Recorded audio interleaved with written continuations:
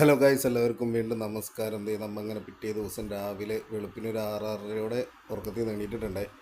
നമ്മിപ്പോൾ മൂന്നാർ ടൗണിലാണ് കിടന്നുറങ്ങുന്നത്. മൂന്നാർ ടൗണിൽ തന്നെ ഉള്ള റിപ്പിൾ ടീയുടെ ഷോപ്പിൻ്റെ ഫ്രണ്ടിലാണ് കിടന്നുറങ്ങുന്നത്. ടൗണിൽ തന്നെയാണ് ഇത്. മൂന്നാർ വരുന്ന എല്ലാവർക്കും അറിയാൻ പറ്റും. മൂന്നാർ ടൗണിൽ തന്നെ ഉള്ള ഷോപ്പിൻ്റെ ഫ്രണ്ടിലാണ് നമ്മിപ്പോൾ ഈ കിടന്നുറങ്ങുന്നത്. ഇപ്പോൾ ഇതാണ് കറക്റ്റ് മൂന്നാർ ടൗണ്.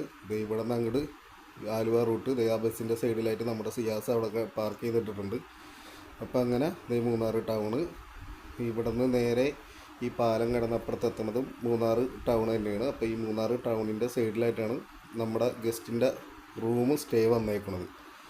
അപ്പോൾ ഈ വഴി ഇങ്ങനെ സൈഡിൽ കൂടി ഇത് നമ്മുടെ വട്ടവടക്കും മാട്ടുപ്പെട്ടി ഡാമിൻ്റെ അവിടേക്കൊക്കെ പോണ വഴിയാണ്. ഈ വഴി കൂടി ഇങ്ങനെ നടന്നു പോകുമ്പോഴാണ് നമ്മുടെ ഹോട്ടൽ വന്നേക്കുന്നത്. ആ കാണുന്ന ബിൽഡിങ്ങിലാണ് കേട്ടോ നമ്മുടെ ഹോട്ടൽ. ഈ കാണുന്നത് നമ്മുടെ ഹോട്ടലിൻ്റെ മുകളിൽ നിന്നുള്ള വ്യൂ ആണ്.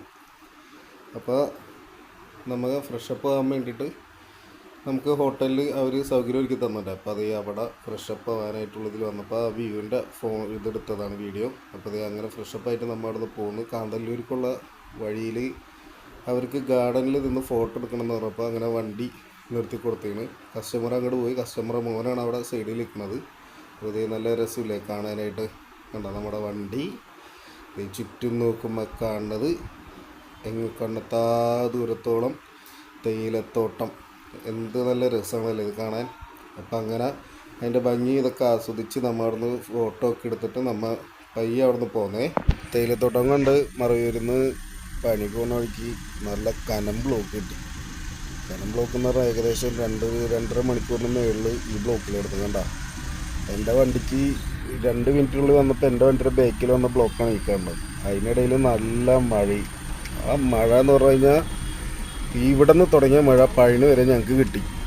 നല്ല മഴയത്ത് ഗസ്റ്റൊക്കെ വണ്ടിയിൽ കയറിയിരുന്നു. അത്രയും നേരം പുറത്തായിരുന്നത്. ഈ ഒരു KSRTC ബസ്സും അതിൻ്റെ ഫ്രണ്ടിലൊരു ടൂറിസ്റ്റ് ബസ്സും പോകുന്നുണ്ടായിരുന്നു. ആ ബസ് പോയി കഴിഞ്ഞപ്പോൾ നമ്മുടെ വണ്ടിയൊക്കെ മൂവ് ചെയ്ത് തുടങ്ങിയിട്ടുണ്ട്. ചെറിയൊരു വഴിയാണ്, ആ റോഡാണ്. ഇതിന് ഓപ്പോസിറ്റ് വലിയൊരു വണ്ടി വന്നു കഴിഞ്ഞാൽ നമുക്ക് പോകാൻ ഗ്യാപ്പില്ല. കണ്ട ബസ്സുകളൊക്കെ വരുമ്പോൾ ഒതുക്കിയാണ് നമ്മൾ പോകുന്നത്. ഒരു 17 സീറ്റ് ട്രാവലർ വന്നിട്ട് തന്നെ നമുക്ക് വണ്ടി ഒതുക്കി സൈഡാക്കി കൊടുത്തത്. അത് എഡ്ജും വിട്ട് ഇറക്കേണ്ട ഇതിലേക്കാണ് കയറിപ്പോണത്. അത് നോക്കിയാൽ ഫ്രണ്ടിൽ പോണ ബസ് എന്തോരം ഒതുക്കിയിട്ടാണ് അപ്പുറത്തേക്ക് റോഡിൻ്റെ പകുതിയും വിട്ട് കിടക്കണമെന്നുണ്ടാ. കാർബാനിയക്കാരനൊക്കെ അവിടെ ഒതുക്കിയില്ലായിരുന്നെങ്കിൽ നമുക്ക് പോകാനായിട്ട് ഗ്യാപ്പ് കിട്ടില്ല. അതിൻ്റെയൊക്കെ ബാക്കിലും ക്യൂ ആണ്. നമ്മുടെ വണ്ടിയുടെ ബാക്കിലും നല്ല ക്യൂ ആണ്. കണ്ട നിരനിരായിട്ട് അവിടെ വണ്ടികൾ കിടക്കുന്ന നോക്കി. ഇതിൻ്റെ ബാക്കിൽ ഇനിയിപ്പോൾ ഒരു വലിയ വണ്ടി വന്നു കഴിഞ്ഞാൽ വീണ്ടും ബ്ലോക്കാവും. കറവിയിലൊക്കെയാണ് വലിയ വണ്ടി വരണമെങ്കിൽ കനം ബ്ലോക്കാണ്. ഒരു രക്ഷയില്ല പറഞ്ഞിട്ട്. നിങ്ങൾക്ക് കാണുമ്പോൾ തന്നെ മനസ്സിലാവുമല്ലോ. കണ്ടാ നമ്മൾ പയ്യെ മൂവ് ചെയ്യണം. ഇപ്പുറത്തെ സൈഡ് വണ്ടികൾ നിർത്തിയിട്ടേക്കണം. ഈ ഒരു അവസ്ഥയായിരുന്നു ഞങ്ങൾക്ക് ഏകദേശം ഒരു 1.5 മണിക്കൂർ നമ്മൾ അവിടെ നിർത്തിയിട്ടിരുന്നത്. അപ്പം ഇങ്ങനെ പോയിക്കൊണ്ടിരിക്കുന്നതിനിടയിൽ തന്നെ നല്ലോണം ഈ ഫ്രണ്ടിൽ കുറച്ച് അങ്ങോട്ട് നീങ്ങിയിട്ട് ബ്ലോക്കും കാര്യങ്ങളും വരുന്നുണ്ട്. നമുക്ക് അവിടെ വണ്ടികളൊക്കെ നിർത്തിയിട്ടേക്കണണ്ട. അത് പോകാൻ പറ്റാണ്ടാണ്. എൻ്റെ ഫ്രണ്ടിൽ പോണ ഈ മിനി ബസ് തന്നെ അത്യാവശ്യം സൈഡ് ഒതുക്കി പോവുകയാണ്.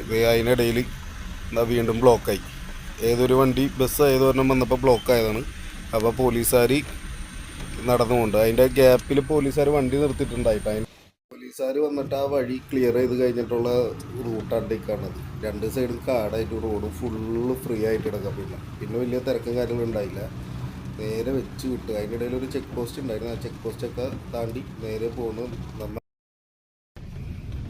നമ്മ ഏകദേശം അല്ല, നമ്മ പഴയണിയായി.